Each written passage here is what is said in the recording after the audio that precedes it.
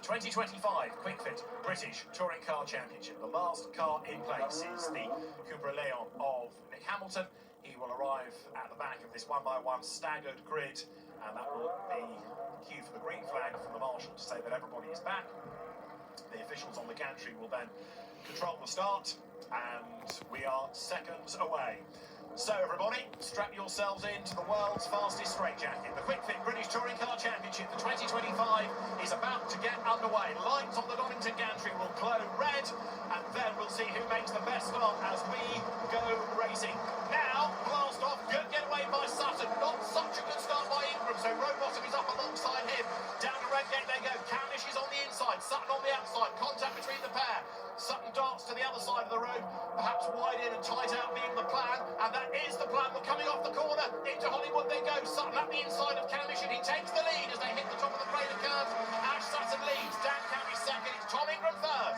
Well, I said that I thought there was an intent from Sutton, and he showed it at the turn one. He forced Camish to defend a little bit, did a perfect cut back to the inside, and took the lead before they even got to the left-hander of the Crater curve. So nicely done, but Camish on that soft tire staying with it. Then Tom Ingram, best of those on the medium tire. Now his pace is going to be fascinating relative to the two ahead, how much the gap stretches and when he starts to close back in and where the tipping point is for his tyres to be stronger than the softs that are on the two leading cars. Out of copies they come. Mikey Doble is on the attack there in the Astra, trying to get up the inside line in that Motor Parts Direct with Powermax Racing Vauxhall as Ingram pulls out of the draft of Camish, has a look, pulls back in again.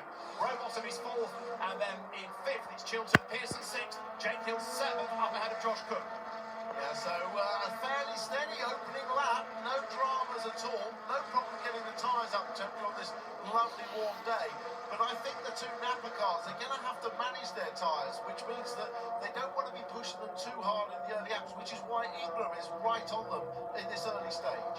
And that's also why Sutton had to strike early rather than spend lap after lap after lap fighting to get through. This is Ingram's view.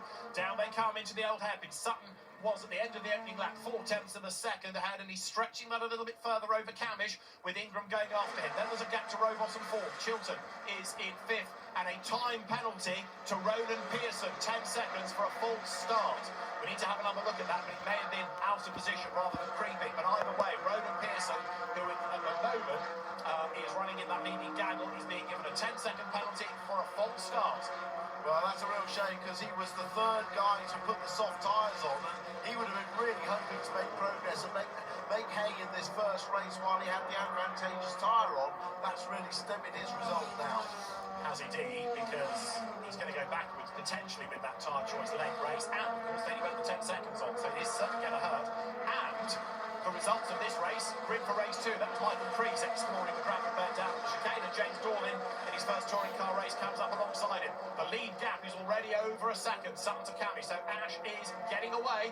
They turn their way now through Redgate. Now remember, in terms of when drivers are using the boost, it will go green in the second column on that timing tower. So when drivers are using the Toka Turbo boost, it goes green. When they're not, it will be white. When it has that pink colouring, they've run out for the lap. And when you see that legend with the all red logo, effectively, it means they run out for the race. So the drivers are having to use that cleverly as ever.